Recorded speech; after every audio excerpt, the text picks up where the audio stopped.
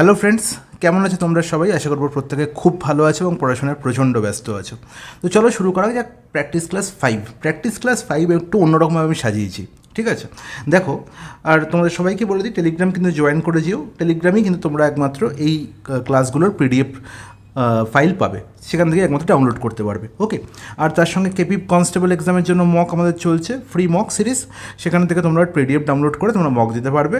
একমাত্র এগুলো Telegram channel থেকেই পাবে, আর কোথাও পাবে না। ওকে, চলে আসি আজকের ক্লাসের মেন কন্টেন্ট নিয়ে। দেখো, আমরা যদি অফিসিয়াল সিলেবাসের দিকে লক্ষ্য করি গ্রুপ সি এর জন্য, তাহলে দেখব গ্রুপ সি এর জন্য আমাদের শুধুমাত্র এরিথমেটিকের প্রশ্ন আসবে, এবং এরিথমেটিক থেকে এই চ্যাপ্টারগুলো আমাদের কি করতে হবে, দেখতে হবে। এবার এই চ্যাপ্টারগুলোর মধ্যে যেগুলো লিখেছে সেগুলোর মধ্যে একটা রহস্য আছে। রহস্য কী দাদা? দেখো, প্রথম চ্যাপ্টার হচ্ছে এলসিএম এইচসিএফ। খুব ভালো কথা, এলসিএম এইচসিএফ থাকবে। সেখান থেকে আমরা দুটো প্রশ্ন আজকের প্র্যাকটিস সেটা দেখব। ওকে, সিম্পলিফিকেশান থাকবে, সিম্পলিফিকেশান থেকেও আমরা দুটো প্রশ্ন দেখব। রেশিও অ্যান্ড প্রপোর্শন থাকবে, অনুপাত সমানুপাত, এবং সেখান থেকেও আমরা দুটো প্রশ্ন দেখব। এবার রেশিও অ্যান্ড প্রপোর্শন এই চ্যাপ্টারটি হচ্ছে খুব মারাত্মক একটি চ্যাপ্টার, এবং যে চ্যাপ্টারেও বেস করে পুরো এরিথমেটিক দাঁড়িয়ে আছে। ওকে, তো যে বলবে যে দাদা আমাদের এখানে অ্যালিগেশন, দেখো এই পুরো সিলেবাসের মধ্যে অ্যালিগেশন কোথাও নেই, অ্যালিগেশন নেই, ঠিক আছে? তাহলে অ্যালিগেশনের প্রশ্ন আসবে না? অবশ্যই আসবে। অ্যালিগেশন হচ্ছে একটা মেথড, ঠিক আছে? দেখবে মিক্সচার নেই, ঠিক আছে? তাহলে কি মিক্সচার আসবে না? মিক্সচারের প্রশ্ন আসবে, কারণ মিক্সচারের প্রশ্ন সাধারণত রেশিওর মধ্যে লুকিয়ে থাকে। ওকে, তাহলে এখান থেকেও আসবে। আচ্ছা, এজ সংক্রান্ত প্রশ্ন কি আসবে না? বয়স সংক্রান্ত প্রশ্ন অবশ্যই আসবে, কারণ সেটাও কিন্তু রেশিও পার্টে লুকিয়ে আছে। তাহলে এই তিনটে চ্যাপ্টার যদি কেউ বলে না দাদা এই চ্যাপ্টার থেকে তো প্রশ্ন আসবে না, সেটা কিন্তু ভুল করছে। সিমিলারলি পার্টনারশিপ কি আসবে না? একদম আসতে পারে। কারণ কি, পার্টনারশিপও কিন্তু আমরা দেখতে পাবো যে রেশিও চ্যাপ্টারের মধ্যে লুকিয়ে আছে, কারণ রেশিও হচ্ছে একটা মেন চ্যাপ্টার, যে চ্যাপ্টারটা আমাদের পুরো এরিথমেটিককে কী করে না, সিম্পলিফাই করে, অনেক সহজ করে দেয়। তো সেই চ্যাপ্টারের উপর বেস করেই কিন্তু বাকি চ্যাপ্টারগুলো তৈরি হয়েছে। তাই এই চ্যাপ্টারগুলো অটোমেটিক্যালি রেশিও প্রপোর্শনের মধ্যে ইনক্লুডেড বলতে পারো, প্রপোর্শনের মধ্যে রেশিওর মধ্যে included. Okay, time and work একটা খুব মেন চ্যাপ্টার, সেখান থেকেও আমরা দুটো প্রশ্ন আজকে সলভ করব। টাইম অ্যান্ড ডিস্টেন্স, সেখান থেকেও দুটো প্রশ্ন সলভ করব। টাইম অ্যান্ড ডিস্টেন্স আছে মানে বোট অ্যান্ড স্ট্রিম কিন্তু এর সঙ্গে ইনক্লুডেড, বোট অ্যান্ড স্ট্রিম। ওকে, তাহলে বোট অ্যান্ড স্ট্রিম যে নেই এটা ভাবার কিন্তু কোনো কারণ নেই। অ্যাভারেজ খুব ভালো একটা চ্যাপ্টার, সেটা থেকেও আমরা দুটো প্রশ্ন আজকে দেখব। পার্সেন্টেজ হচ্ছে অসাধারণ একটি চ্যাপ্টার, এবং এই পার্সেন্টেজ চ্যাপ্টার কিন্তু খুব ভালো করে করতে হবে, সেখান থেকে দুটো প্রশ্ন দেখব। প্রফিট লস থেকেও দুটো প্রশ্ন দেখব।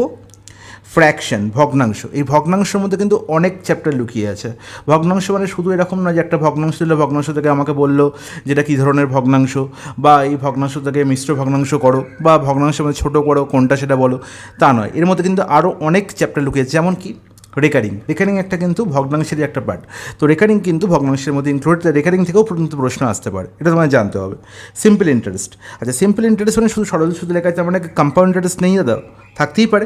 সিম্পল ইন্টারেস্ট এবং কম্পাউন্ড ইন্টারেস্টকে একসঙ্গে দিয়ে একটা প্রশ্ন দিল, বা কম্পাউন্ড ইন্টারেস্টে এমন একটা প্রশ্ন দিল যেটা রেশিও বেসড, ঠিক আছে? তাই কম্পাউন্ড ইন্টারেস্টটা আমাদের ছেড়ে দিলে চলবে না, একেও কিন্তু আমাদের করতে হবে। ওকে, তাহলে এই হচ্ছে আমাদের মূল সিলেবাস গ্রুপ সি এর, ঠিক আছে? যেটার মধ্যে হিডেন অনেক কিন্তু লুকিয়ে আছে অনেক কিছু। এই 10টা টপিক কিন্তু মেন টপিক, যার মধ্যে কিন্তু এইগুলো ইনক্লুডেড আছে যেগুলো তোমাদের বললাম। ওকে, এরপরে দেখো গ্রুপ ডি সিলেবাস আলাদা করে আমাদের কিছু বলছি না, কারণ এখানে যে 5টা চ্যাপ্টার আছে, এই 5টা চ্যাপ্টার কিন্তু এখান থেকেই নেওয়া। তাই গ্রুপ সি সিলেবাস যে একবার কভার করে ফেলবে, সে কিন্তু গ্রুপ ডি নিয়ে আর ভাববে না, সে অটোমেটিক্যালি গ্রুপ ডিতে কভার হয়ে যাবে। ওকে, তো আমার প্রত্যেক দিনের প্র্যাকটিস সেটা এরমভাবে করবো।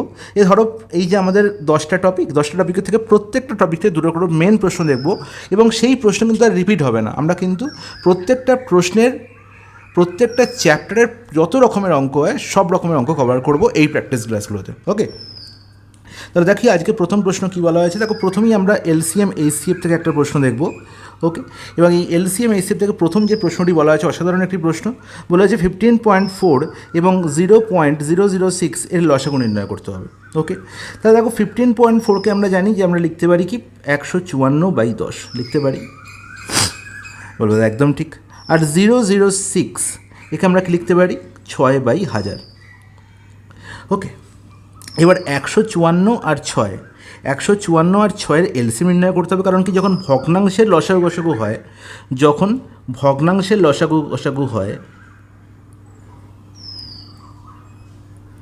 ভগ্নাংশে যখন আমি লসাগু নির্ণয় করি, তখন আমরা কী করে করি না ভগ্নাংশের লবের কী করি, লসাগু করি। যেটা আমি করছি সেটা লবে করি, ঠিক আছে। লসাগু করলে আমি লবের লসাগু করব, ঠিক তার উল্টো হরে আমি কি করব, গসাগু করব। এবার দেখো এই যে দুটো আমি ভগ্নাংশ দেখতে পাচ্ছি, এই দুটো ভগ্নাংশের হরে কে আছে না 10 আর 1000। তাহলে 10 আর 1000-এর গসাগু, 10 আর 1000-এর গসাগু তো 10ই হবে, 10 আর 1000-এর গসাগু তো 10ই হবে। তাহলে যেটাই আমি এখানে নাম্বার থাকুক না কেন, তার নিচে 10 মানে দশমিক কোথায় থাকবে, দশমিক কোথায় থাকবে। আমি ডান দিক থেকে দেখি, ডান দিক থেকে কী দেখব না এক ঘর পরে দশমিক থাকবে, তারপরে সংখ্যা থাকবে। তাহলে এই চারটে অপশানের মধ্যে দশমিক ডান দিক থেকে এক ঘর পরে একমাত্র অপশান সিতেই আছে, তাহলে অপশান সি হবে কারেক্ট আনসার। ঠিক আছে, উপরের এই 154 আর 6-এর এলসিএম নির্ণয় করার কোনো দরকার নেই। ঠিক আছে, যদি তুমি করতে চাও করে ফেলতে পারো, কোনো ব্যাপার না। 154-এর মধ্যে কী লুকিয়ে আছে, অর্থাৎ 154 কীভাবে করবো দেখিয়ে দাও। 154-এর মধ্যে লুকিয়ে আছে 11 ইন্টু 14, 14 ইন্টু 11 করলে 154 হয়। কারণ আমি দেখতেই পাচ্ছি 1 + 4 5, এর মানে হচ্ছে 154 11 দিয়ে পুরোপুরি ভাগ যায়। তাহলে 11 একটা মৌলিক সংখ্যা, কিন্তু 14-এর মধ্যে তো মৌলিক সংখ্যা দুটো লুকিয়ে আছে, একটা হচ্ছে 7, একটা 2। তাহলে আমি 11 ইন্টু 7 ইন্টু 2 লিখতে পারি। আর 6-এর মধ্যে আমি দেখতে পাচ্ছি শুধু 2 লুকিয়ে আছে আর 3 লুকিয়ে আছে। ওকে, তাহলে আমি দেখো এদের এলসিএম নির্ণয় করবো কী করে। এলসিএম নির্ণয় করার জন্য আমায় কী দেখতে হবে, যে মৌলিক সংখ্যা কী কী আছে। 11 আছে, 7 আছে, 2 আছে আর 3 আছে। তাহলে 2 এখানেও আছে, 2 এখানেও আছে, 2 একবার নেবো, বাকি সবার গুণ, মানে 11 ইন্টু 7 ইন্টু 2 ইন্টু 3, মানে 77 ইন্টু 6 হয়ে যাবে আমার কি এলসিএম। 77 ইন্টু 6 করলে কত হয়, 742-এর 2 4, 742-এর 2 46, 462। তাহলে দেখো হয়ে গেল কত, 462/10 বলেছিলাম না, এখানটা দেখো 462/10 হলো। তাহলে 462/10 করলে কী হবে, 46.2। হ্যাঁ কি না, বলো একদম ঠিক। তাহলে এটা কিন্তু করার দরকার ছিল না, জাস্ট তোমাদের দেখানোর জন্য আমি করলাম, কারণ তোমরা এখান থেকেই আনসার বলতে পারতে যে অপশান সি হবে কারেক্ট আনসার। চলে যাই নেক্সট প্রশ্নে। বলে দুটো সংখ্যা লসাগু এবং তাদের গসাগু হচ্ছে দুটো সংখ্যা লসাগু, তাদের গসাগুয়ের 3 গুণ। খুব ভালো কথা। তাহলে এই যে লাইনটা, এই লাইনটা কিন্তু লসাগুকে রিপ্রেজেন্ট করছে, প্লাস কিন্তু রেশিওকেও রিপ্রেজেন্ট করছে। কারণ কি দেখো, বলেছে লসাগু গসাগুয়ের 3 গুণ। এর মানে কি হয় না দাদা, লসাগু ইস টু গসাগু = কী হয়ে যাবে, 3:1। লসাগু গসাগুয়ে 3 গুণ, তার মানে 1 যদি গসাগু হয় তাহলে 3 হবে লসাগু। ওকে, তাহলে যোগফল কত দাদা, 4। তাহলে বলা হয়েছে লসাগু এবং গসাগুয়ের যোগফল কত, 120। তাহলে 4-এর ভ্যালু কত দাদা, 120। ইজ নট ইট, বলো একদম ঠিক। তাহলে যদি একটি সংখ্যা 90 হয় তাহলে অপর সংখ্যাটি কত। তাহলে আমি এখান থেকে পেয়ে যাচ্ছি 4-এর ভ্যালু 120 মানে 30 গুণ। তার মানে লসাগু হয়ে গেল কত, 33 90, আর গসাগু হয়ে গেল কত, 30। হ্যাঁ কি না, বলো একদম ঠিক। তাহলে এবার দেখো, আমরা জানি দুটো সংখ্যার লসাগু ইন্টু গসাগু, দুটো সংখ্যার ক্ষেত্রে লসাগু ইন্টু গসাগু = কী হয়, সংখ্যা দুটির গুণফল হয়। হ্যাঁ কি না, বলবো একদম ঠিক। তাহলে লসাগু ইন্টু গসাগু তো পেয়েই গেলাম যে 90 ইন্টু 30। এবার সংখ্যা দুটোর গুণফল তাহলে কী হবে, 90 ইন্টু 30 হবে। হ্যাঁ কি না, বলো তো একদম ঠিক। এবার দুটো সংখ্যার মধ্যে একটা সংখ্যা 90 বলাই আছে, তাহলে অপর সংখ্যাটা অবশ্যই 30 হবে। অপশান বি হবে কারেক্ট আনসার। এনে ডাউট, বলো তো কোনো ডাউটই নেই। নেক্সট প্রশ্ন চলে যাই। দেখো নেক্সট প্রশ্ন থেকে আমরা সিম্পলিফিকেশন দেখছি। সিম্পলিফিকেশনের দুটো প্রশ্ন দেখবো।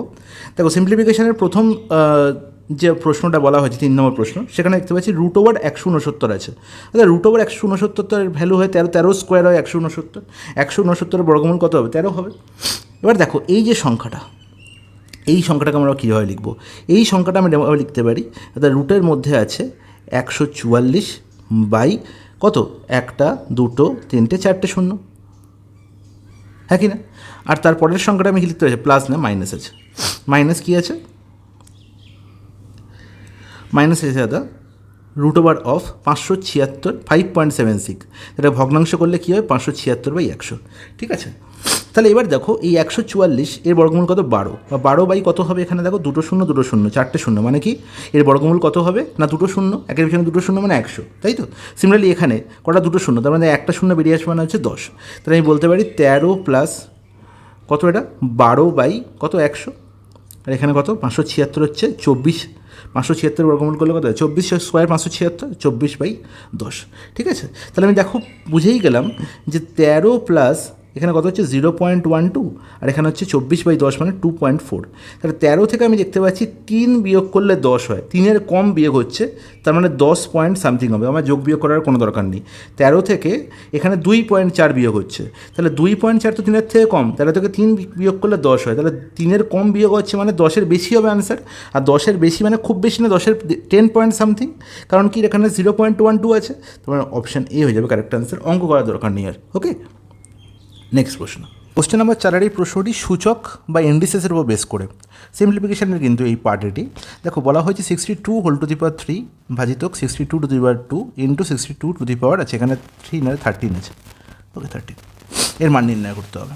তাহলে মনে রাখবো যে যখন আমার কাছে এরকম থাকবে A to the power M into A to the power N, তার মানে দেখতে পাচ্ছি এখানেও বেস এ, এখানেও বেস এ, এখানে পাওয়ার এম, এখানে পাওয়ার এন। তাহলে গুণের সময় আবার কিছুই নয়, যদি বেস সেম থাকে পাওয়ারগুলো কী হয়ে যাবে, যোগ হয়ে যাবে, মানে A to the power M plus N হয়ে যাবে। Is it clear? বলো, একদম জলের মতো পরিষ্কার। সিমিলারলি যখন ভাগ থাকবে A to the power M ভাগ এ টু দি পাওয়ার এন, বুঝতে পারছো এখানেও এ মানে বেস আর এখানেও বেস সমান, তাহলে পাওয়ারগুলো কী হয়ে যাবে, বিয়োগ হয়ে যাবে ভাগের সময়, মানে লিখবো কি A to the power M minus N. এটা মাথায় রাখবে, ব্যাস এই কনসেপ্টের বেস করেই প্রশ্নটি দেওয়া হয়েছে। এবার দেখো 62 টু দি পাওয়ার 3 ভাগ 62 টু দি পাওয়ার 2, তাহলে আমি কী বলবো, এই পার্টটুকু থেকে কী বলবো, যে আমরা জানি সিম্পলিফিকেশনের সময় বদমাস রুল ফলো করলে আগে ভাগের কাজ হবে। তাহলে এই পার্ট থেকে আমি বলতে পারি 62 টু দি পাওয়ার 3 মাইনাস 2 মানে 62 to the power 1 into 62 to the power কী বলা হয়েছে, -13। তাহলে আমরা কী বলেছি না, যখন গুণের সময় পাওয়ার কী হয়ে যাবে, যোগ হয়ে যাবে, যদি কী থাকে বেস সেম থাকে। তাহলে 62 টু দি পাওয়ার কী বলবো, 1 প্লাস -13, আর এটাকে আমি কী বলতে পারি 1 - 13, তার মানে 62 to the power -12। Is it clear? বলো, জলের মতো পরিষ্কার, কোনো অসুবিধা নেই। তাহলে 62 টু দি পাওয়ার -12 অপশান ডিতে আমি দেখতে পাচ্ছি, অপশান ডি হয়ে যাবে কারেক্ট আনসার। নেক্সট প্রশ্নে বলা হয়েছে যদি মেরির বর্তমান বয়সের 3 গুণ দিয়ার বর্তমান বয়সের 5 গুণের থেকে 20 বছর বেশি হয় এবং দিয়ার বর্তমান বয়সের 2 গুণ মেরির বর্তমান বয়সের থেকে 2 বছর কম হয়, তাহলে মেরি ও দিয়ার বয়সের মধ্যে পার্থক্য কত? এই প্রশ্নটা সিম্পলিফিকেশন চ্যাপ্টারের মধ্যে তুমি রাখতে পারো। দেখো প্রশ্নে কী বলা হয়েছে, যে মেরির বর্তমান বয়সে 3 গুণ, তাহলে মেরির বর্তমান বয়সকে তুমি এক্স ধরে নাও, আর দিয়ার বর্তমান বয়সকে তুমি ওয়াই ধরে নাও। এবার বলা হয়েছে মেরির বর্তমান বয়সে 3 গুণ হচ্ছে কত, 3x, দিয়ার বর্তমান বয়সের 5 গুণ মানে হচ্ছে 5y। বলেছে 5 গুণের থেকে 20 বছর বেশি, তাহলে কে বেশি? অবশ্যই মেরি বেশি, তাহলে 3x - 5y = কত, 20। এবার বলা হলো যে দিয়ার বর্তমান বয়সের 2 গুণ, তাহলে দিয়ার বর্তমান বয়সের 2 গুণ মানে 2y, মেরির বর্তমান বয়সের থেকে 2 বছর কম, তার মানে যদি মেরির বর্তমান বয়স আমি এক্স জানি, তাহলে সেখান থেকে 2 বছর কম মানে হচ্ছে x - 2y = 2। হ্যাঁ কি না, বলো তো একদম ঠিক। তার মানে নির্ণয় করতে বলেছে মেরি ও দিয়ার বয়সের মধ্যে পার্থক্য, তার মানে হচ্ছে এক্স মাইনাস ওয়াই এর ভ্যালু নির্ণয় করতে হবে। যখন এই ধরনের প্রশ্ন থাকবে তুমি ডাইরেক্ট এক্স ওয়াই ভ্যালু নির্ণয় করতে যাবে না, দেখবে যে এক্স মাইনাস ওয়াই এই দুটো ইকুয়েশন একদম ডাইরেক্ট সলভ করে আসে কিনা, আসছে না। দেখো 3x - x করে কত আসছে, এখানে 3x - x করে হচ্ছে 2x, আর এখানে 5y - 2y করে 3y, তাহলে 2 আর 3 আসছে। তার মানে এখানে যদি দুটোতেই 2 আসতো বা দুটোতেই 3 আসতো, আমি কী করতে পারতাম, কমন নিতে পারতাম, কিন্তু হচ্ছে না। কিন্তু জাস্ট একবার শুধু চোখ বুলিয়ে দেখো, যদি এখানে আমি 2x লিখি তাহলে 3x - 2x x হবে, আর 5y - 2y তো তখন থাকবে না। আমি যদি এই ইকুয়েশনের প্রথম ভ্যালুটাকে মানে এক্সকে 2 দিয়ে গুণ করি, পরের ভদ্রলোককেও 2 দিয়ে গুণ করতে হবে, হ্যাঁ কি না? তার মানে 2y থাকবে না, 2yটা তখন হয়ে যাবে কত, 2y তখন কত হয়ে যাবে, 2y তখন হয়ে যাবে 2 × 2 মানে 4y হয়ে যাবে, হ্যাঁ কি না, বলো তো একদম ঠিক। তাহলে 4y হয়ে গেল এখানে 2 দিয়ে গুণ করে, আর এখানে 2 দিয়ে একে 2কেও গুণ করতে হবে, তার মানে হয়ে গেল 4। Is it clear? বলো, জলের মতো পরিষ্কার। তাহলে কোনো একটা ইকুয়েশনের একটি টার্মকে 2 দিয়ে গুণ করলে বাকি সবকটা টার্মকেও আমাকে 2 দিয়ে গুণ করতে হবে, ঠিক আছে? তাহলে দেখো 2x এখানে 4y এখানে 4 হয়ে গেল। এবার দেখো তো 3x - 2x করে x হয়, বলো একদম ঠিক। 5y - 4y করে y হয়, একদম ঠিক। তাহলে x - y এর ভ্যালু কত হলো, 20 - 4 16 হয়ে গেল আমার correct answer. Is it clear? বলো, জলের মতো পরিষ্কার, কোনো অসুবিধা নেই। তাহলে এক লাইনের প্রশ্ন শেষ যদি আমরা সঠিক অ্যাপ্রোচ ফলো করি। অপশান সি হয়ে গেল কারেক্ট অ্যান্সার। নেক্সট প্রশ্ন হচ্ছে ৭৫,৪০০ টাকা এ বি সি এর মধ্যে এমনভাবে ভাগ করা হয়েছিল যাতে এর অংশের 3 গুণ, বি এর অংশের 9 গুণ ও সি এর অংশের 4 গুণ সমান হয়। তার মানে কি, এর অংশের 3 গুণ মানে আমি কী বলবো, 3a = 9b = 4c। Is not ইট? বলতে একদম ঠিক। তাহলে দেখো এখান থেকে আমি বলতে পারি a is to b is to c কত হবে। দাদা A:B:C কত হবে? আমি তো আগেই দেখিয়েছি যে যদি 3A সমান 9B সমান 4C লেখা থাকে তাহলে A এর ভ্যালু বলবো B আর C এর কোফিশিয়েন্টের গুণফল, তার মানে 9 × 4 দ্যাট ইজ 36। তাহলে বি এর ভ্যালু কী হবে? দাদা এ এবং সি এর কোফিশিয়েন্টের গুণফল, এ আর সি এর কোফিশিয়েন্ট কত হতো না 3 আর 4 12। দাদা সি এর ভ্যালু কী হবে? এ আর বি এর কোফিশিয়েন্টের গুণফল, মানে 3 9 হতো 27। ইটস নট এগুলো একদম ঠিক। তাহলে 36 12 27 মধ্যে 3 কমন যাচ্ছে, আবার তাহলে 3 দিয়ে কাটাকুটি করে দাও, 3 12 36, 3 4 12, 3 9 27, হ্যাঁ কি না? এবার দেখো তাহলে A:B:C এর ভ্যালু বেরিয়ে গেল 12:4:9, তাহলে 12 4 আর 9 যোগফল কত? 12 4 16 আর 9 25, তাহলে 25-এর ভ্যালুই তো বলা আছে কত? 75400, হ্যাঁ কি না? 75400 25-এর ভ্যালু। এবার আমাদের নির্ণয় করতে বলেছে যে এর অংশ নির্ণয় করো। এর অংশ কি? এর অংশ হচ্ছে 12 ইন্টু সামথিং। এর অংশ কত হবে? 12 ইন্টু সামথিং, হ্যাঁ কি না? বলো তো একদম ঠিক। এবার দেখো 25-এর ভ্যালু 75400, তাহলে 75400 এখানে 25 সঙ্গে কত গুণ করলে 75400 হয়? দেখতে পাচ্ছি 75400-এর মধ্যে 754 আছে, আর কি লুকিয়ে আছে? 100 লুকিয়ে আছে না? তাহলে 75400/25 করলে আমি কী পাবো? 25-এর 100 কাটাকুটি হলে 4 হবে এখানে, তাহলে এখানে 754 × 4 গুণ করলে 25-কে আমি 75400 পাই। ইজ নট ইট? বলে একদম ঠিক, কোনো অসুবিধা নেই। তার প্রত্যেক ভ্যালু 754 × 4 গুণ হবে, তার মানে 12 × 754 × 4 করলেই আমি কারেক্ট অ্যান্সার পাবো। এবার এই গুণফলটা আমার করার দরকার নেই, কারণ 12 যে সংখ্যাটাই পাবো সেটা হচ্ছে 12-র গুণিতক, মানে সে 3-এরও গুণিতক বা 3 দিয়ে ডিভিসিবল বলতে পারি। তাহলে 3 দিয়ে ডিভিসিবল এই 4টে অপশানের মধ্যে কোন অপশানটা আছে? তার আগে দেখে নাও ইউনিট ডিজিট কী হচ্ছে। দেখো 4 4 16, মানে 6 6 দুগুণ হচ্ছে 12, তাহলে ইউনিট ডিজিট কত হবে? 2 হবে। তাহলে ইউনিট ডিজিট 2 একমাত্র এই দুটো অপশানই আছে, তাহলে এ আর ডি অপশান এখানেই অমিট হয়ে গেল। তাহলে দুটো অপশানের মধ্যে কোন আনসারটা হবে যেটা 3 দিয়ে পুরোপুরি ভাগ যায়? তা 3 দিয়ে পুরোপুরি ভাগ যায় দেখতে পাচ্ছি 3 আর 6 9 9, এখানে বেরিয়ে গেল 2 এর আগে 3, তার মানে এই আনসারটা আনসার হতে পারে, এই অপশানটা আনসার হতে পারে। এখানে দেখতে পাচ্ছি 3 6 9 আর 3 12 দিয়ে 14, এটা 3 দিয়ে ভাগ যায় না, তাহলে একমাত্র অপশান বি হচ্ছে সেই অপশান যেটা 3 দিয়ে পুরোপুরি ভাগ যায় এবং সেই হবে কারেক্ট আনসার। কিছু করার আর দরকার নেই। Is it clear? হলো জলের মতো পরিষ্কার, কোনো অসুবিধা নেই। চলে যাই পরের প্রশ্নে।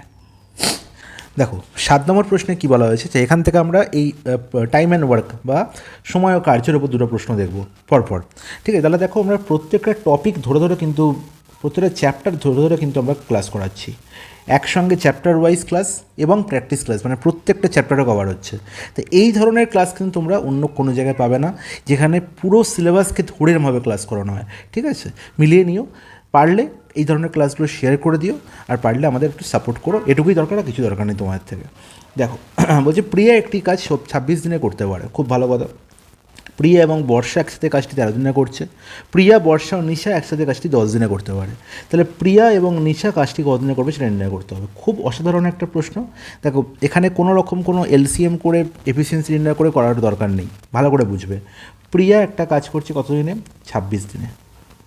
ওকে, প্রিয়া ও বর্ষা সেই কাজটা 13 দিনে করছে, তাহলে প্রিয়া আর বর্ষা সেই কাজটা করছে কত দিনে? 13 দিনে। ওকে, প্রিয়া বর্ষা ও নিশা, প্রিয়া বর্ষা এবং নিশা এক এক করে অ্যাড হচ্ছে, তারা করছে কত দিনে? 10 দিনে। ওকে, তাহলে প্রিয়া ও নিশা কত দিনে করবে? প্রিয়া এবং নিশা কত দিনে করবে সেটা নির্ণয় করতে হবে। প্রিয়া দেখতে পাচ্ছি 26 দিনে করছে, তাহলে নিশা কত দিনে করবে সেটা নির্ণয় করে ফেলতে পারলেই আমি আনসার পেয়ে যাবো। তাহলে আগে নিশার গল্পটা নির্ণয় করে নিই। তাহলে যখন আমি দেখতে পাচ্ছি যে প্রিয়া এবং বর্ষা আছে এখানে, আর এখানেও প্রিয়া এবং বর্ষা আছে, তাহলে এই ধরনের ক্ষেত্রে আমি এই টপিকটা আগেও বলেছি যে এই ধরনের ক্ষেত্রে আমি এদের একটা এন্টিটি ধরে নিতে পারি, তার মানে এদের একজন ধরে নিতে পারি, এদের একক এফিসিয়েন্সি ধরে নিতে পারি। তো এর প্রিয়া বর্ষার এফিসিয়েন্সি, মিলিত এফিসিয়েন্সি এখানেও কাজ করছে, এখানেও কাজ করছে। তাহলে আমি প্রিয়া বর্ষাকে যদি এক্স ধরি, এখানে তাহলে ওখানেও এক্স, তার মানে এক্স একা কাজ করছে 13 দিনে একটা কাজ, আর এক্স প্লাস এন সেই কাজটা করছে কত দিনে? 10 দিনে। গল্পটা এরকম। তাহলে এন কত দিনে করবে দাদা? না 13 × 10/13 - 10 দিনে। That's it. তাহলে আমাকে আর এই পার্টটা লেখার দরকার নেই। তাহলে বুঝে গেলে এখান থেকে যে নিশার ভ্যালুটা আমি পেয়ে গেলাম যে 13 × 10/13 - 10, 13 × 10 মানে হচ্ছে 130/3, হ্যাঁ কি না? তাহলে নিশার পুরো কাজটা করতে 130/3 দিন লাগে। আর দেখতে পাচ্ছি প্রিয়া কাজটা করছে কত দিনে? না 26 দিনে একা। তাহলে প্রিয়া নিশা একসঙ্গে কত দিনে করবে? দাদা দেখতে পাচ্ছি প্রিয়া করছে 26 দিনে আর নিশা করছে 130/3 দিনে, তাহলে 26 ইন্টু 130/3 বাই 26 প্লাস 130/3, হ্যাঁ কি না, XY/X+Y। তাহলে দেখো নিচে 3 দুটো জায়গা থেকেই অমিট হয়ে যাবে, 3 নিচে কোনো দরকার নেই, আগে যোগুন করে নাও, এখানে 26 ইন্টু 130ই রাখো, আর নিচে দেখো 26 3 78 প্লাস 130, তাহলে 78 প্লাস 130 হচ্ছে কত, তাহলে 130 প্লাস 70 200, আর এখানে হচ্ছে 208, হ্যাঁ কি না, বলো তো একদম ঠিক। 3 কিন্তু ক্যান্সেল আউট হয়ে যাবে, এর তলাতেও 3 এর তলাতেও 3, কী হয়ে 3 ক্যান্সেল আউট হয়ে যাবে, 3-এর কোনো দরকার নেই। এবার 208 দেখতে পাচ্ছি কতই ভাগ যায়, এখানে হচ্ছে 13 দিয়ে যাবে, 13 হচ্ছে 13 একে 13 78, একদিনই যাবে, 13 6 78 16 বার, এখানে 10 আর কাটাকুটি যাচ্ছে একদম, এখানে দেখতে পাচ্ছি 2কে দিয়ে 2 8 16, 2 5 10, এখানে 13 আর এখানে হচ্ছে 4, তার মানে হচ্ছে 65/4 দিনে তারা একসঙ্গে কাজটা কমপ্লিট করবে, অপশান বি হয়ে যাবে কারেক্ট অ্যান্সার। তাহলে এই যে গল্পটা তোমাদের বললাম, এই গল্পটার উপর বেস করেই আর একটা প্রশ্ন আমি রেখেছি, কোশ্চেন নাম্বার 8। দেখো, একটি নির্দিষ্ট 2টি স্টেশনের মধ্যে 22 দিনে রেল লাইন স্থাপন করতে পারে, ঠিক আছে, তারপরে করছে 22 দিনে, খুব ভালো কথা। বলছে বি একই কাজ 11 দিনে করতে পারে, বাহ, তাহলে বি সেই কাজটাই করছে 11 দিনে, তার মানে বি এফিসিয়েন্সি এর কি দুগুণ, হ্যাঁ কি না বলতে পারি। তাহলে সি এর সহায়তায় তারা একটি কাজ 5 দিনে করছে, তাহলে এ বি সি সেই কাজটাই 5 দিনে করছে, তাহলে সি একা কাজটা কতদিনে করবে। তাহলে দেখো এ প্লাস বি প্লাস সি বলা হয়েছে, আর এখানে এ প্লাস বিকে যদি আমি নির্ণয় করতে পারি তাহলেই আমি সি এর পার্টটা পেয়ে যাবো, ঠিক আগের কনসেপ্ট বেস করে। তাহলে এখানে এ প্লাস বি এর ভ্যালু কী করে নির্ণয় করবো, মানে এ বি একত্রে কাজটা কতদিনে করবে, তাহলে 22 ইন্টু 11 বাই 22 প্লাস 11, তার মানে 22 ইন্টু 11 বাই 33, হ্যাঁ কি না, বলো একদম ঠিক, এখানে 3, তাহলে 22/3 দিনে এ প্লাস বি কাজটা শেষ করছে, এ এবং বি একত্রে 22/3 দিনে শেষ করছে, ঠিক আছে। তাহলে এবার তুমি বলো আমাকে যে এ প্লাস বি এখানেও আছে, এ প্লাস বি এখানেও আছে, তাহলে সি এর ভ্যালু ডাইরেক্ট আমি নির্ণয় করতে পারি, বলবো একদম ঠিক। তাহলে সি কতদিনে করছে একা, না 5 ইন্টু 22/3 বাই 22/3 মাইনাস 5, কারণ 22/3 বড় 5 অপেক্ষা। তাহলে কত হলো, এখানে দেখো 3, এখানেরও কোনো দরকার নেই আর, তাহলে 5 ইন্টু 22, উপরেও 3 আছে নিচে তো 3 আছে, তাহলে 3 ক্যান্সেল আউট হয়ে গেলো, 5 ইন্টু 22 আর নিচে কত হলো, তাহলে 22 মাইনাস কত 15, তার মানে হচ্ছে 7। তাহলে দেখো 22 5 110/7 কোথাও আছে, 7 15 105 প্লাস 5 110/7, অপশান এ হয়ে গেল কারেক্ট অ্যান্সার, ঠিক আছে। তাহলে 15 পূর্ণ 5-এর সাথে। নেক্সট প্রশ্ন, আচ্ছা, এবার থেকে দেখলে টাইম অ্যান্ড ওয়ার্কে দুটো প্রশ্ন আমরা সলভ করলাম, এবার আমরা চলে এলাম টাইম অ্যান্ড ডিস্টেন্সে, সময় দূরত্ব, সেখান থেকে দুটো প্রশ্ন সলভ করবো, দুটো মেন কনসেপ্ট শিখবো। ওকে, দেখো 150 কিমি দূরত্ব অতিক্রম করতে প্রণয়ের আমানের থেকে 2 ঘন্টা বেশি সময় লাগে, ঠিক আছে। তাহলে আমানের একটা সময় লাগে 150 কিমি দূরত্ব অতিক্রম করতে, সেটা বললাম টি, ঠিক আছে। তাহলে এখানে কে কে আছে, প্রণয় আছে, আমান আছে, আর দূরত্ব ডিস্টেন্স বলা হয়েছে কত দাদা, 150 কিলোমিটার। ওকে, তো বলছে প্রণয়ের আমানের থেকে 2 ঘন্টা বেশি সময় লাগছে, তাহলে আমানের যদি টি সময় লাগে তাহলে প্রণয়ের লাগছে কত টাইম, না টি প্লাস 2, ঠিক আছে। যদি সাপোজ একটা সে স্পিডে যাচ্ছে, সাপোজ বললাম এক্স স্পিডে যাচ্ছে, এটা প্রণয়ের স্পিড। ওকে, এবারে বলা হলো যে যদি প্রণয় তার গতি দ্বিগুণ করে, ঠিক আছে, তাহলে প্রণয় তার গতি দ্বিগুণ করলো এখন, তাহলে প্রণয়ের স্পিড এখন কত হলো 2x, ঠিক আছে। এবার তাহলে বলছে যে তবে তার আমানের থেকে 3 ঘন্টা কম সময় লাগে, তাহলে এই আমানের শুধু এখানে গল্পর সময় বলা আছে, তাহলে এখানে আমানের সময় যদি না বলে আমি যদি বলতাম যে প্রণয়ের একটা নির্দিষ্ট স্পিডে গেলে তার অরিজিনাল যে স্পিড লাগার কথা তার থেকে 2 ঘন্টা বেশি লাগছে, আর তার স্পিড দ্বিগুণ করলে তার অরিজিনাল যে স্পিড লাগার কথা তার থেকে 3 ঘন্টা সময় কম লাগছে। যদি এই কনসেপ্ট বলতাম তাহলে আমি বলতে পারি, যেখান থেকে খুব সহজেই আমি বলতে পারি যে যখন এরকম বলে দেবে যে স্বাভাবিক একটা স্পিড আছে, সেই স্পিডে না গিয়ে S1 স্বাভাবিক স্পিড ধরলাম এস, সেই স্পিডে না গিয়ে S1 স্পিডে গেলে তার 2 ঘন্টা বেশি সময় লাগে, আর যদি সে S2 স্পিডে যায় তাহলে তার 3 ঘন্টা কম সময় লাগে।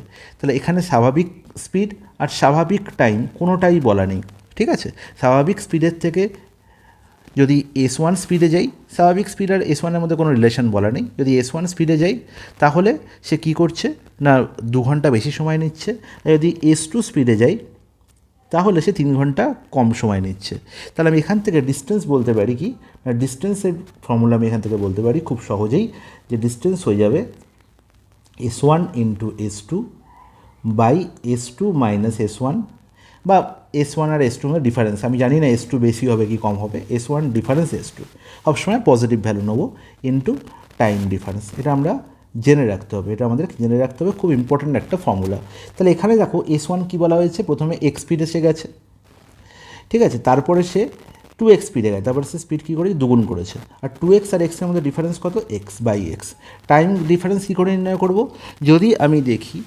যদি আমি দেখি প্রথমে 2 ঘন্টা বেশি লাগছে, তারপরে 3 ঘন্টা কম লাগছে, মানে বেশি কম গল্প বা ডিফারেন্স সাইন আছে, একটা হচ্ছে প্লাস একটা মাইনাস, সবসময় কী করবে যোগ করে দেবো, ঠিক আছে।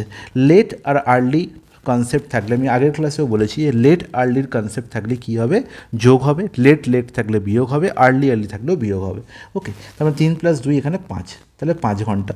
আর ডিস্টেন্স এখানে বলা হয়েছে কত, 150। তাহলে দাদা এখানে 5/60 কেন লিখলেন না, কারণ হচ্ছে এখানে 60 লেখার প্রয়োজনীয়, কারণ এখানে ঘন্টা আছে, যদি মিনিট থাকতো তাহলে আমি 60 করতাম, সেকেন্ড থাকলে 3600 করতাম, ঠিক আছে। তাহলে এবার দেখো এখানে একটা এক্স ক্যান্সেল আউট হয়ে যাচ্ছে, 5 এখানে কত হচ্ছে 30, আর 2 দিয়ে কত হচ্ছে 15, তার মানে এক্সের ভ্যালু কত হয়ে গেল 15। তাহলে এক্সের ভ্যালু কী ছিল, কার স্পিড ছিল, প্রণয়ের স্পিড ছিল, নির্ণয় করতে বলেছে প্রণয়ের গতি কত ছিল, 15 কিমি/ঘন্টা, অপশন সি হয়ে গেল কারেক্ট অ্যান্সার। দারুণ একটা প্রশ্ন, অসাধারণ কনসেপ্ট, একদম খাতায় লিখে রাখবে। নেক্সট প্রশ্ন বলছে অর্জুন এবং মালাইকাকে নিজ নিজ গাড়িতে দিল্লি থেকে কানপুর যেতে হয়, খুব ভালো কথা। অর্জুন 138 কিমি/ঘন্টা বেগে গাড়ি চালাচ্ছেন, যেখানে মালাইকা 92 কিলোমিটার বেগে গাড়ি চালাচ্ছেন, তাহলে দুজনকার স্পিড বলা হয়েছে, অর্জুন আছে আর মালাইকা আছে, ঠিক আছে।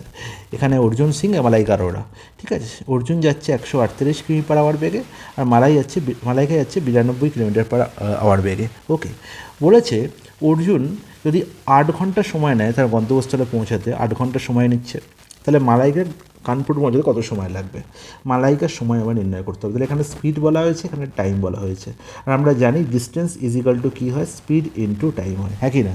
তাহলে যখনই আমি 138-এর সঙ্গে 8 গুণ করে দেবো, তখন আমি পেয়ে যাবো কি কানপুরের দূরত্ব, দিল্লি থেকে কানপুরের দূরত্ব পেয়ে যাবো, ডিস্টেন্স পেয়ে যাবো, ঠিক আছে। এবার এই ডিস্টেন্সই তো মালাইকা কভার করছে, কত স্পিডে, 92 স্পিডে, তাহলে 92, এটাই হয়ে গেল মালাইকার টাইম। তাহলে কত বেরোলো, এখানে দেখতে পাচ্ছি 92, এখানে 38, তাহলে আমি দেখতে পাচ্ছি দাদা এখানে 92, 23, 4 92, 23, 6 138, হ্যাঁ কি না, বলো একদম ঠিক। আর 4 দুগুণে 8, মানে 6 দুগুণে 12 ঘন্টা।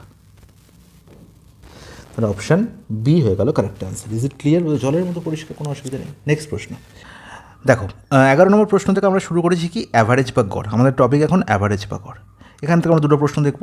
দেখো কী বলা হয়েছে না, একজন ব্যাটসম্যানের 32টি ম্যাচে করা রানের গড় হচ্ছে 41, তাহলে প্রথম সে 32টি ম্যাচ খেলেছে এবং সেখানে প্রত্যেকটা ম্যাচে সে 41 করে রান করেছে, গড় মানে তাই বোঝায়। এবার দেখছি পরবর্তী 10টা ম্যাচ সে আরও খেললো, এবং যেখানে বলছে ব্যাটসম্যানের রানের গড় 16 বলা হয়েছে, তাহলে 10টা ম্যাচে, বাকি 10টা ম্যাচের দ্বারা রানের গড় কিন্তু কমে গেছে 16, মানে প্রত্যেকটা ম্যাচে সে 16 করে রান করেছে।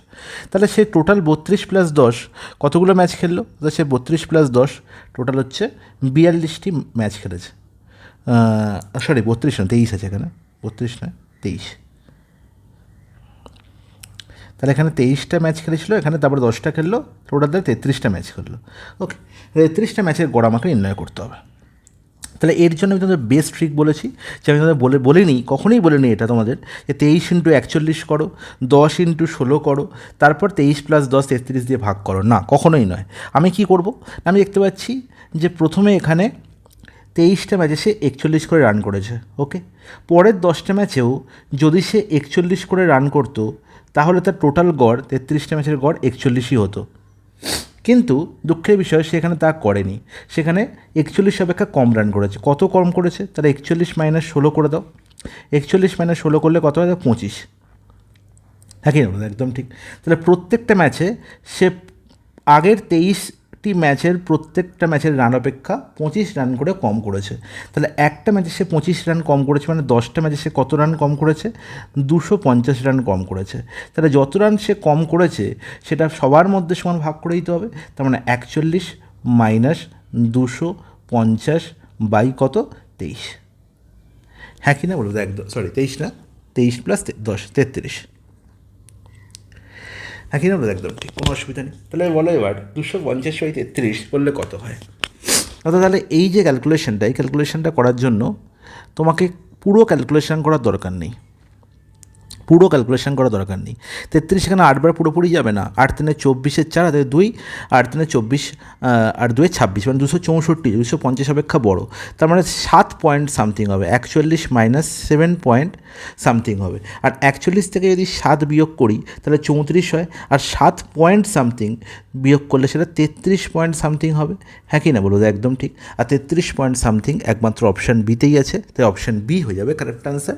কোনো রকম কোনো এখানে যোগ বিয়োগ করার দরকার নেই। যদি এখানে 33ই সব করা থাকতো এবং 33 পয়েন্ট সামথিং থাকতো, তখন আমাকে এই ক্যালকুলেশনটা করতে হতো, কিন্তু ক্যালকুলেশনটা করার কোনো দরকার নেই। শুধু অ্যাপ্রক্সিমেশন দিয়ে এই প্রশ্নটার সলিউশন করা খুব তাড়াতাড়ি হয়ে যাবে। ওকে, নেক্সট প্রশ্ন। 50 এবং 150-এর মধ্যে 7 দ্বারা সম্পূর্ণ বিভাজ্য সমস্ত পূর্ণ সংখ্যার গড় কত?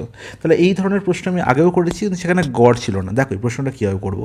আমি বলবো 50-এর ঠিক পরবর্তী সংখ্যা যেটা 7 দিয়ে পুরোপুরি ভাগ যায় সেটা হচ্ছে 56। এবং এখানে 7-এর নাম তো জানি বলে তাই, নাহলে আমি কী করতাম, 50-কে 7 দিয়ে ভাগ করতাম, তাই তো, যেটা আমার ডিফারেন্স থাকতো, ঠিক আছে, রিমাইন্ডার পড়ে থাকতো, সেটা না করে আমি কী করতাম, তার পরের সংখ্যাটা দিয়ে ভাগ করতাম যাতে রিমাইন্ডার নেগেটিভে আসে, নেগেটিভ রিমাইন্ডার কী করতাম, যোগ করতাম। এটাই আমার অ্যাকচুয়াল প্রসেস ছিল। আমি সেটা করছি না, কারণ এখানে আমি জানি যে 7-এর নামটা আমি জানি, যে 7-এর 50-এর পরবর্তী সংখ্যা যেটা 7 দিয়ে পুরোপুরি বিভাজ্য সেটা 56।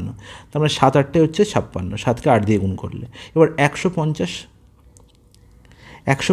ঠিক আগের সংখ্যা, তাহলে বলবো 150-এর আগের সংখ্যা হচ্ছে 147, যেটা 7 দিয়ে বিভাজ্য। এবার সেটা করার জন্য তুমি কী করে নিতে পারো, সেটা করার জন্য তুমি একবার 150-কে, আমি জানি বলে আমার আইডিয়া আছে বলে আমি বলে দিলাম, কিন্তু তুমি করে নিতে পারো 7 1 7, 7 2 14, এখানে 10, 7 1 7 দেখতে পাচ্ছি, 3 অবশেষ থাকছে। তাহলে এই 3 যদি 150 থেকে বিয়োগ করে দিই, তাহলেই 150 অপেক্ষা কম 147 পেয়ে গেলাম একটা সংখ্যা, যেটা 7 দিয়ে পুরোপুরি বিভাজ্য। Is it clear? বলো, তাহলে জলের মতো পরিষ্কার, খুব সহজেই এটা বোঝা গেল। এবার তাহলে আমি পেয়ে গেলাম 147, তাহলে কতবার গেল 147? 7 2 14, 7 1 7, 21 বার গেছে। ওকে, তাহলে এবার আমাকে বলো যে 56 থেকে 147-এর মধ্যে এরকম কতগুলো সংখ্যা আছে যেগুলো 7 দিয়ে পুরোপুরি ভাগ যায়? তোমরা এরকম কতগুলো সংখ্যা আছে না, 21 মাইনাস 8, 21 মাইনাস 8 প্লাস 1। হ্যাঁ কি না বলো? একদম ঠিক। তাহলে 21 মাইনাস 8 প্লাস 1 মানে হচ্ছে 21 মাইনাস 7, অ্যান্ড দ্যাট ইজ কত না 14। এরকম 14টা সংখ্যা আছে। বলো, একদম ঠিক, কোনো অসুবিধা নেই। তাহলে এবার বলা হলো যে সম্পূর্ণরূপে যে সমস্ত এই যে সংখ্যাগুলো পেলাম তাদের কি বলেছে, তাদের আমার নির্ণয় করতে হবে গড়। তাহলে প্রথম সংখ্যা 56, লাস্ট সংখ্যা 147, এ পেয়ে গেছি আর এল পেয়ে গেছি। এ হচ্ছে ফার্স্ট নাম্বার, এল হচ্ছে লাস্ট নাম্বার। তাহলে ফার্স্ট নাম্বার লাস্ট নাম্বার যদি পেয়ে যাই, তাহলে এই যে সংখ্যাগুলো মানে 56, তারপরের সংখ্যা হচ্ছে কি 7 9 63, এরম করে করে লাস্ট সংখ্যা হচ্ছে 147। এই যে সিরিজটা, এই সিরিজটাকে কী সিরিজ বলে? এটাকে বলে এরিথমেটিক প্রোগ্রেশন বা সমান্তর সিরিজ। এবং এই সিরিজের প্রত্যেকটা টার্ম হচ্ছে 7 দিয়ে বিভাজ্য। তাহলে এই সিরিজটার সাম কত হবে? তাহলে এই সিরিজটার সাম হবে n/2 into a plus L. তাহলে যেখানে এন হচ্ছে কি নাম্বার অফ টার্ম, কতগুলো সংখ্যা আছে, তাহলে 56 থেকে 147-এর মধ্যে এরকম 14টা সংখ্যা আছে, যারা 7 দিয়ে পুরোপুরি ভাগ যায়। তাহলে 14 এনের ভ্যালু বাই 2, এ কত না, এই হচ্ছে ফার্স্ট সংখ্যা আর এল হচ্ছে লাস্ট সংখ্যা 147। তাহলে 56 প্লাস 147, দ্যাটস ইট। এবার দেখো এই যে পুরো সামটা আমি পেলাম, এই পুরো সামটা কতগুলো সংখ্যার সাম পেলাম, কতগুলো টার্মের সাম পেলাম, 14টা টার্মের। তাহলে তাদের অ্যাভারেজ কী হবে? বাই 14। তাহলে এই 14 তো ক্যান্সেল আউটই হয়ে গেল। তাহলে 2কে যদি 56 দিয়ে ভাগ করি তাহলে হয়ে গেল 28, আর 147কে 2 দিয়ে ভাগ করি তাহলে কত হয়ে গেল? 7 2 14, 7 1 7, আর 28 প্লাস 71, কিছু ভুল করলাম, সরি এখানে 71 কেন হলো? এটা হচ্ছে 2 সাথে 14, 2 3 6, 73.5। তাহলে 73.5 মানে হচ্ছে 3 আর 11 1, 7 2 9 1 10, 101.5। কোথায় আছে? Option B. অপশান বি হয়ে গেল correct answer. Is it clear? তো জলের মধ্যে পরিষ্কার, কোনো অসুবিধা নেই। নেক্সট প্রশ্নে চলে যাই। চলো, তাহলে গড়ের দুটো অঙ্কই হয়ে গেল তো? হ্যাঁ, একদম গড়ের দুটো অঙ্ক হয়ে গেছে। এবার আমরা চলে এসেছি পার্সেন্টেজ বা শতকরা। পার্সেন্টেজ হচ্ছে খুব দারুণ একটা চ্যাপ্টার, এবং যে চ্যাপ্টারের প্রথম কনসেপ্ট আমরা দেখতে পাচ্ছি ভোটের প্রশ্ন, ভোট। ঠিক আছে, এই ভোটের প্রশ্ন খুব দারুণ কনসেপ্ট আমরা শেখাবো তোমাদের, যেখানে আমরা দেখব এক লাইনেই প্রশ্নের সমাধান হয়ে যাবে, কোনো রকম কোনো XYZ ধরে সলিউশন করার কোনো প্রয়োজন নেই। বলছে দুজন প্রার্থীর মধ্যে একটি নির্বাচন হচ্ছে। নিবন্ধিত ভোটারদের মধ্যে, মানে যতগুলো ভোটার লিস্ট আছে, লিস্টেড ভোটার, আমাদের ভোটার লিস্ট থাকে, সেই ভোটার লিস্ট SIR খুব সবেমাত্র হয়েছে, তোমরা জানো ভোটার লিস্ট কি। 2002 ভোটার লিস্টের নাম নেই, তাদের বলেছে অনেক কিছু হবে, সেটা বাদ দাও। তাহলে সেই নিবন্ধিত ভোটারদের মধ্যে, মানে এরা ভোটার লিস্টে নাম আছে, তাদের মধ্যে 85% ভোট দিয়েছে, বাকিরা ঘরে বসে টিভি দেখছিল। তাহলে 85% ভোট দিয়েছে, মানে নিবন্ধিত ভোটারদের মধ্যে আমি নিবন্ধিত ভোটার যদি পি ধরে নিই, পি সংখ্যক টোটাল নাম আছে ভোটার লিস্টে, তাদের মধ্যে 85% ভোট দিয়েছে। তাহলে এটা হচ্ছে আমার প্রদত্ত ভোট, বা যেটা হচ্ছে কাস্টেড ভোট, এটাকে আমরা ইংলিশে বলে থাকি কি, কাস্টেড ভোট। তাহলে এটা হচ্ছে আমার কাস্টেড ভোট। এবার এই কাস্টেড ভোটের মধ্যে আবার কিছু ভোট কী হয়েছে, অবৈধ হয়েছে। বলছে 4% অবৈধ হয়েছে। তাহলে 4% যদি অবৈধ হয়, তাহলে 96% বৈধ। এটা মাথায় রাখতে হবে সবসময় ভোটের প্রশ্নে। নেগেটিভকে সরিয়ে পজিটিভ থিঙ্কিং তো বাড়াতে হবে। নেগেটিভকে সরিয়ে মানে এই যে অবৈধ ভোট, অবৈধ কী কথা, নেগেটিভ কথা। তাহলে পজিটিভ কথা কি, বৈধ। তাহলে 4% অবৈধ হলে 96% বৈধ। তাহলে এর মধ্যে 96% কী দিচ্ছি, বৈধ ভোট। এবার এই যে বৈধ ভোটের মধ্যে দেখতে পাচ্ছি বিজয়ী প্রার্থী বৈধ ভোটের 65% পেয়েছেন, এবং 2142 ভোটের মধ্যে ব্যবধানে নির্বাচনে জিতেছে। তাহলে এই যে 2142, এই 2142 কি বিজয়ী প্রার্থীর ভোট? তা নয়। বলছে বিজয়ী প্রার্থীর ভোট কি, বিজয়ী প্রার্থী কত না 2142টা বেশি ভোট পেয়েছে। মানে যে জিতেছে, মানে বিজয়ী প্রার্থী মানে উইনার, আর যে লুজার, তাদের মধ্যে ভোটের ডিফারেন্স হচ্ছে 2142। তাহলে পার্সেন্টেজ হিসাবে বলছে যে বিজয়ী প্রার্থী 65% পেয়েছে। তাহলে উইনার যদি 65% পায়, তাহলে লুজার কত পেয়েছে, 100 - 65 মানে 35%। তাহলে উইনার হচ্ছে 65% পাচ্ছে, লুজার পাচ্ছে 35%, ডিফারেন্স কত, 30%। তাহলে 30% কার না, এই যে টোটাল দেখলাম বৈধ ভোট তার। হ্যাঁ কি না বলো, একদম ঠিক। তাহলে এর 30% করলে আমি কী পেয়ে যাব না, 2142 পেয়ে যাব। হ্যাঁ কি না বলো, একদম ঠিক। ব্যাস একটা লাইনে চলে এলো তো ব্যাপারটা। এবার বলো এক লাইনে কনসেপ্ট, এবার তুমি এবার কী করতে পারবে, অনায়াসে তুমি এটাকে মোটামুটি করতে পারবে, তো করে ফেলো। চলো, আচ্ছা আমার খুবই শরীর খারাপ, তার জন্য তোমাদের ক্লাস করাচ্ছি, একটু কথাবার্তা ডিস্টার্ব হলে একটু অ্যাডজাস্ট করে নেবে। দেখো 5কে দিয়ে এটা 5×85, 5 20 100, এখানে দেখতে পাচ্ছি একটা শূন্য এখানে ক্যান্সেল আউট হয়ে গেল। আচ্ছা দরকার নেই ক্যান্সেল আউট করে, এটা এমনিই ক্যান্সেল আউট হয়ে যাবে। 17 দিয়ে কাটাকুটি করে নাও, এখানে 17, এখানে 2142, 17 1 17, তারপরে কত দেখতে পাচ্ছি 44, 17 দুগুণে 34, 102, 17 6 102, 126। ঠিক আছে, আর কি দেখতে পাচ্ছি 4কে দিয়ে এখানে 4 দিয়ে যাচ্ছে না, 2কে দিয়ে 2 6 12, 63, এখানে হচ্ছে 48। আচ্ছা তাহলে এখানে দেখি 20 দিয়ে 4 5 20, এখানে হচ্ছে 4কে দিয়ে কত 4 দুগুণে 8 24, 4 96, এখানে হচ্ছে 5, এখানে 24, এখানে 4 দিয়ে 25, এখানে হচ্ছে 6, আর গোটি আছে 6 দুগুণে 12, একদম 6 দুগুণে 12, 6 1 6 21। ব্যাস এবার দেখো তাহলে আলটিমেট কী হলো, এখানে একটা শূন্য ক্যান্সেল আউট হয়ে গেল। তাহলে আলটিমেট পি এর ভ্যালু কত হলো, তাহলে পি এর ভ্যালু হয়ে গেল 21 × 5 × 25, 25 আর কাটাকুটি আছে, এখানে একটা যাচ্ছিলো 3 7 21, তাহলে 3 এখানে আর করার দরকার নেই, এখানে 21টা কেটে 3 7 করে দাও। তাহলে 7 × 5 × 25 × 10, তাহলে যেটা আনসার বেরোবে তার ইউনিট ডিজিট কী হবে, 0, গুণ করার দরকার নেই, ইউনিট ডিজিট 0 একমাত্র অপশান বিতেই আছে। তাহলে অপশান বি হয়ে গেল কারেক্ট আনসার। তো আশা করি তোমরা খুব ভালো করে বুঝতে পেরেছো যে কনসেপ্টটা কি। কনসেপ্ট যদি মাথায় থাকে এই প্রশ্নের, খুব তাড়াতাড়ি প্রশ্নের সলিউশন হবে। নেক্সট প্রশ্ন বলছে একটি সংখ্যাকে 100% বৃদ্ধি করলে 2820 হয়। তাহলে 100% বৃদ্ধি করেছি, 100% বৃদ্ধি করেছি মানে হচ্ছে সবসময় মনে রাখবো যে 100% বৃদ্ধি করা মানে জিনিসটা বেড়ে হয়েছে কত পার্সেন্ট। 100% বৃদ্ধি করেছি, 100 পি একটা জিনিস ছিল, সেটার ভ্যালু 100% বৃদ্ধি করেছি, মানে বেড়ে হয়েছে সে 200%, আর 200% হয়েছে মানে কি দ্বিগুণ হয়েছে, 200% হওয়া মানে কি দুগুণ হওয়া, আর দুগুণ যদি হয় সেই দুগুণের ভ্যালু হচ্ছে মানে কি হয়েছে 2p, 2p এর ভ্যালু কত বলা হয়েছে 2820, 100% বৃদ্ধি, মনে রাখবো 100% বৃদ্ধি মানে আগেও 100 ছিল, তার সেই যতটা ছিল ততটাই বেড়েছে, যতটা ছিল ততটাই বেড়েছে, তাহলে পি যদি থাকে সেটা ততটাই বেড়ে মানে পি বেড়েছে, তাহলে 2p হয়েছে, তাহলে 2p ভ্যালু কত বলা হয়েছে 2820, তাহলে সংখ্যাটি কত মানে পি এর ভ্যালু কত, তাহলে 2820 মানে এর অর্ধেক জাস্ট, আর এর অর্ধেক কত 1410। Is it clear? ইজি, একদমই ইজি, কোনো ব্যাপার নেই প্রশ্নের মধ্যে। কোশ্চেন নাম্বার 15 বলছে এই প্রশ্ন থেকে, এই টপিক কোশ্চেন নাম্বার 15 থেকে আমরা প্রফিট লস নিয়ে ভাববো, প্রফিট লসের দুটো প্রশ্ন দেখব। ওকে, দেখো কি বলা হয়েছে না, এখানে বলা হয়েছে বরুণ কিছু ইরেজার 150 পার ডজন দরে কিনলো। আচ্ছা, ডজন মানে কি 12টা, মানে 12টার দাম হচ্ছে 150 টাকা, 12টা জিনিস এক ডজন হয়, তাহলে 150/12 হচ্ছে আমি কি সিপি, তাহলে কস্ট প্রাইস কত দেখলাম না 150/12, একটা ইরেজারের কস্ট প্রাইস হচ্ছে 150/12।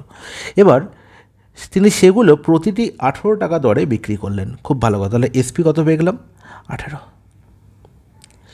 তাহলে বলেছে তাহলে লাভের শতকরা কত। যখন এই ধরনের প্রশ্ন দেখব এই ভগ্নাংশ থেকে এসপি মাইনাস সিপি করবো না, আমি কী করবো রেশিও নির্ণয় করবো, কারণ আমার পার্সেন্টেজ নির্ণয় করতে হবে, এই পার্সেন্টেজের রেশিও থাকলে আমার কোনো অসুবিধা নেই।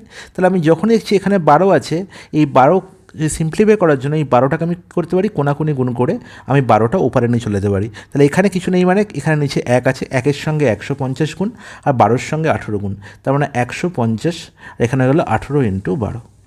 এবার কাটাকুটি হচ্ছে, দেখতে পাচ্ছি হচ্ছে 3 দিয়ে, এখানে 3×50, এখানে হচ্ছে 6, তাহলে আলটিমেট কী দেখতে পাচ্ছি 50-এর জিনিস সে 72-এ বিক্রি করছে, তার মানে 100 যদি এখানে দুগুণ করে দিলে 100 হয়ে যাবে, তাহলে এখানে দুগুণ করলে 144 হবে, তাহলে 100-র জিনিস সে 144-এ বিক্রি করছে, হ্যাঁ কি না, তার মানে তার লাভ হচ্ছে কত 44 লাভ হচ্ছে, আর 100-র উপর ক্যালকুলেশন করলে ডাইরেক্ট পার্সেন্টেজ সাইন মানে 44%। আচ্ছা, চলে যাই পরের প্রশ্ন, কোশ্চেন নাম্বার 16। আচ্ছা, কোশ্চেন নাম্বার 16 একটি অসাধারণ প্রশ্ন, প্রফিট লস মানে সেখানে কিন্তু ডিসকাউন্টও আছে, ঠিক আছে। তাহলে দেখো ডিসকাউন্ট সবসময় কার ওপর দেওয়া হয়, মার্ক প্রাইসের ওপর দেওয়া হয়, ডিসকাউন্ট সবসময় মার্ক প্রাইসের ওপর দেওয়া হয়, মানে মার্ক প্রাইসকে বেস করে আমার ডিসকাউন্ট পার্সেন্টেজ ক্যালকুলেট করা হয়। যখন আমি ডিসকাউন্ট বা ছাড় নিয়ে ভাবছি তখন আমার কী থাকবে না ছাড়ের পরিমাণ, ডিসকাউন্ট ছাড় পার্সেন্টেজ বা মার্ক আমার কি না ডিসকাউন্ট পার্সেন্টেজ, যখনই ভাববো তখন ডিসকাউন্ট বাই এমপি ইন্টু 100 হবে, তাই তো, ডিসকাউন্ট পার্সেন্টেজ মানে নিচে কী থাকছে এমপি থাকছে। তাহলে এমপি যখনই আমাকে নির্ণয় করতে হবে, তাহলে এমপি থেকে ছাড়, এমপি থেকে ছাড়ের গল্প মানে MP minus discount is equal to কি MP minus discount is equal to হচ্ছে এসপি, হ্যাঁ কি না। তাহলে এই দুটো জিনিস মানে এমপি এবং এসপি না থাকলে কিন্তু ডিসকাউন্টের কোনো অস্তিত্ব নেই, মাথা থাকবে, বলবো একদম ঠিক, কোনো অসুবিধা নেই।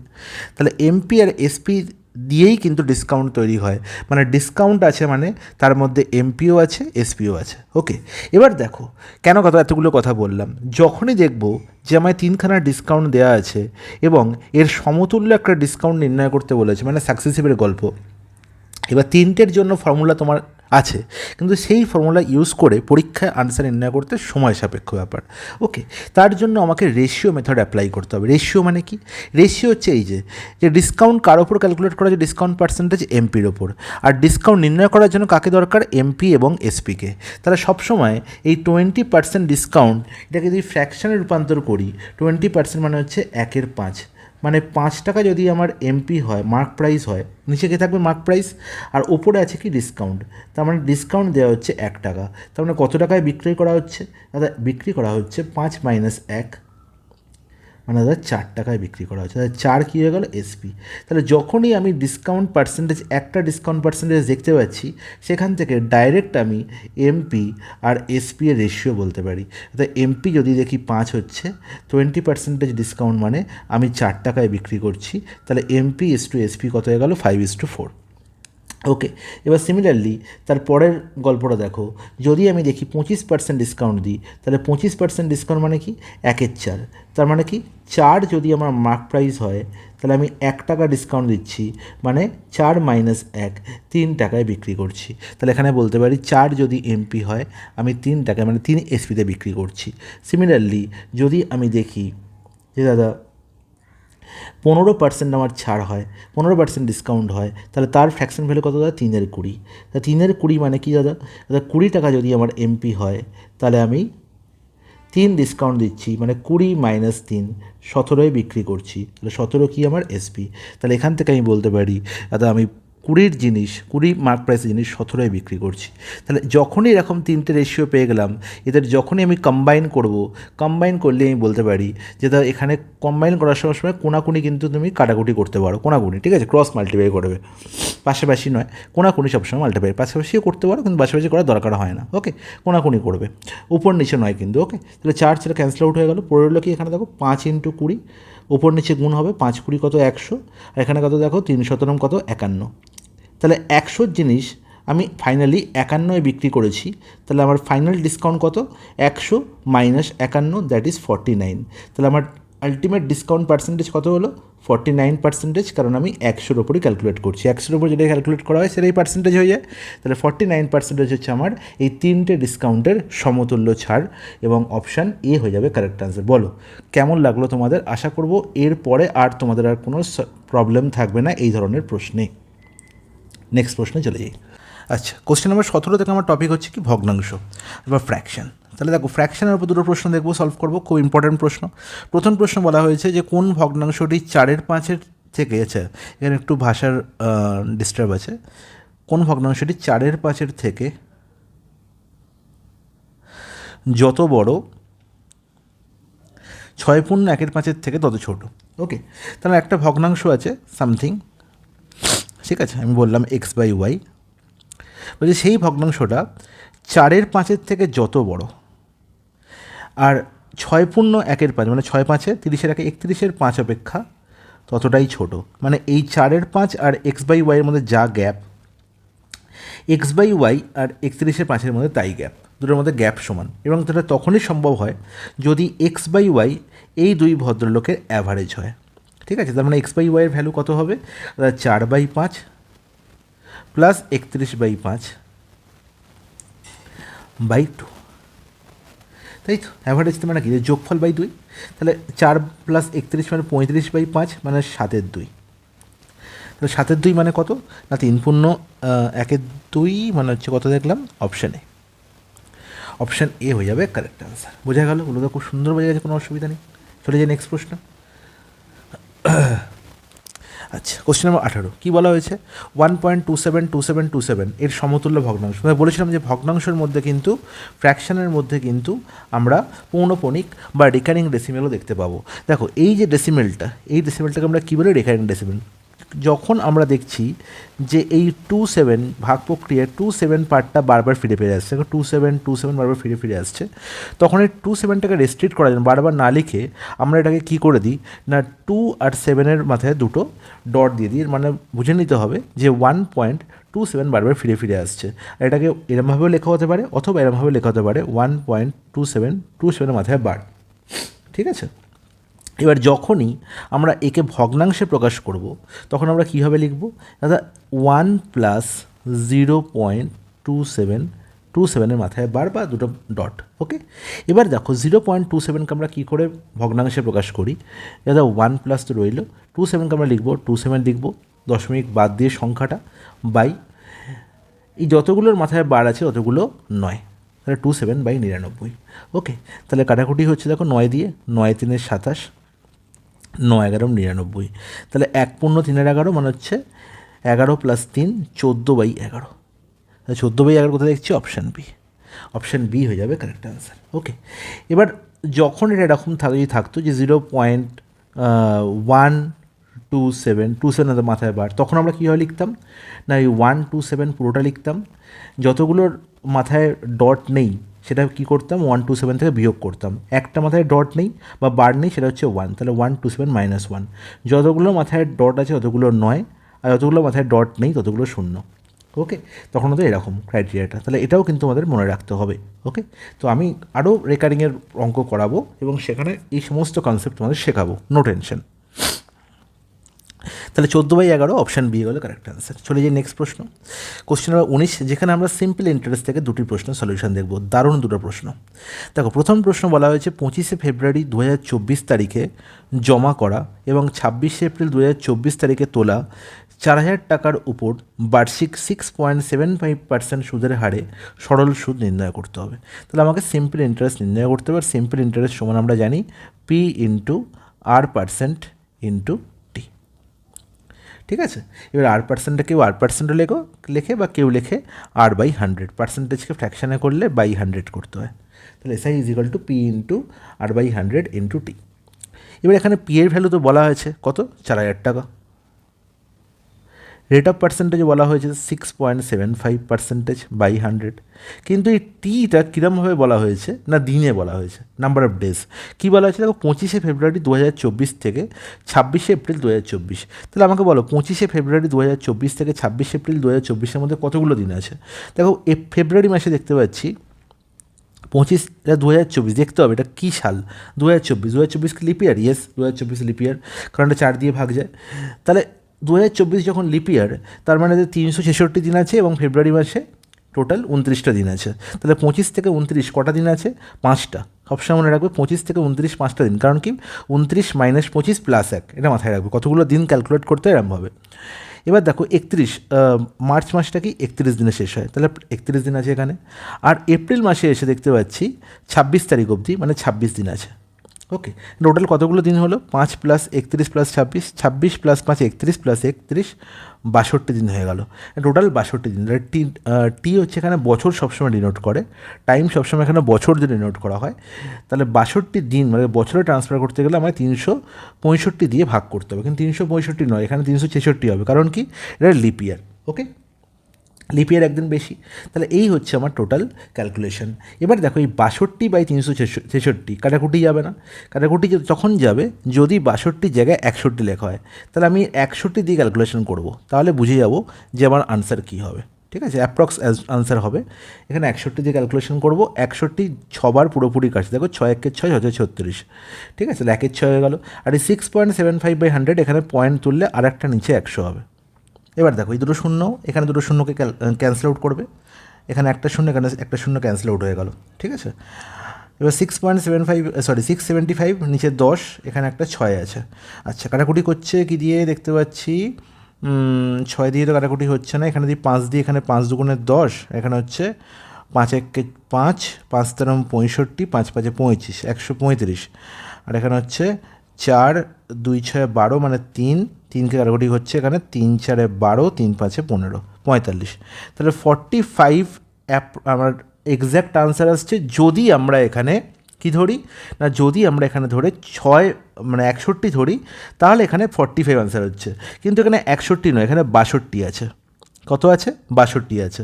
61 আমি ধরেছিলাম জোর করে 366কে কাটার জন্য, কিন্তু এখানে 62 হওয়া উচিত ছিল। তাহলে যদি এখানে 62 হয়, মানে 61 থেকে বড় ধরছি, তাহলে 61 থেকে বড় ধরলে আমার আনসার এটা হবে, সেটা হচ্ছে >45 হবে, >45। তাহলে 45-এর থেকে একটু বেশি, এটা হচ্ছে 46 আছে, অপশান এ হয়ে যাবে, সরি অপশান 4 হয়ে যাবে correct answer. Is it clear? বলো, জলের মধ্যে পরিষ্কার, কোনো অসুবিধা নেই। নেক্সট প্রশ্ন বলছে, স্বপ্না সরল সুদে 20800 টাকা বিনিয়োগ করছেন, আংশিকভাবে বার্ষিক 11% হারে এবং আংশিকভাবে বার্ষিক 9% হারে। এর মানে হচ্ছে আমার পকেটে বা স্বপ্নার পকেটে 20,800 টাকা আছে, সে সেটাকে দুটো পার্টে ভাগ করলো, একটা এক্স আর একটা ওয়াই। ঠিক আছে, এক্স পার্টটি সে 11% রেটে ইনভেস্ট করলো, আর ওয়াই পার্টটি সে 9% রেটে ইন্টারেস্ট করলো। দুই ক্ষেত্রেই সে 6 বছরের জন্য টাকা ইনভেস্ট করেছে। তাহলে আমার নির্ণয় করতে হবে যে 11% হারে বিনিয়োগ করা মোট টাকা কত হবে। ওকে, তাহলে যখন এই ধরনের প্রশ্ন থাকবে, কন্ডিশন দুটো থাকবে, সেটা হচ্ছে একটা গোটা টাকাকে ভেঙে দুটো পার্টে ভাগ করা হবে, এবং দুটো ক্ষেত্রেই আমি টাইম দেখব কি সেম, টাইম কনস্ট্যান্ট, এখানেও 6 বছর, এখানেও 6 বছর, এবং দেখব এসআই হচ্ছে বোথ কেস সমান, দুটো ক্ষেত্রে সমান ইন্টারেস্ট পাওয়া গেছে। বলা আছে না, দুটি বিনিয়োগ থেকেই সমান সুদ অর্জন করেছে, দুটো ক্ষেত্রেই এসআই কী হচ্ছে সমান, সিম্পল ইন্টারেস্ট সমান। যদি এটা হয় তাহলে মনে রাখবো যে এক্স আর ওয়াই এর রেশিও হবে, এক্স আর ওয়াই এর রেশিও হবে ঠিক যে রেট অফ পার্সেন্টেজ বলেছে, মানে দেখো এক্সটা 11% হারে আর ওয়াই 9% হারে, ঠিক এর উল্টো হবে রেশিও, মানে এক্স বাই ওয়াই হয়ে যাবে 9/11 সঙ্গে সমান। এটা মাথায় রাখবো। কেন হলো দাদা? কারণ হলো কি, বোথ ক্ষেত্রে SI same, simple interest same, আর সিম্পল ইন্টারেস্ট ইজিক্যাল টু কী হয়, PRT/100। তাহলে দেখো প্রথম ক্ষেত্রে মানে এক্স টাকার ওপর এসআই কত হবে দাদা, পি মানে হচ্ছে এক্স, আর মানে কত দাদা 11% হারে, টি টাইম কত 6, ওয়াই টাকাটি কত পার্সেন্ট হারে 9% হারে, 9/100 ইন্টু টাইম কত 6। তাহলে দেখো বোথ কেসে 6 ক্যান্সেল আউট হয়ে গেল, 100 ক্যান্সেল আউট হয়ে গেল, তাহলে এক্স বাই ওয়াই কত হয়ে গেল 9/11, বোঝা গেল? তাহলে যদি এই লাইনটা এই লাইনটা ক্যালকুলেশনে না করতে হয়, তাহলে আমাকে এটা শুধু মনে রাখতে হবে যে এই কন্ডিশন থাকলে আমার এক্স আর ওয়াইয়ের ডাইরেক্ট রেশিও পাবো, যে রেট অফ পার্সেন্ট যে দুটো বলা আছে তার উল্টো।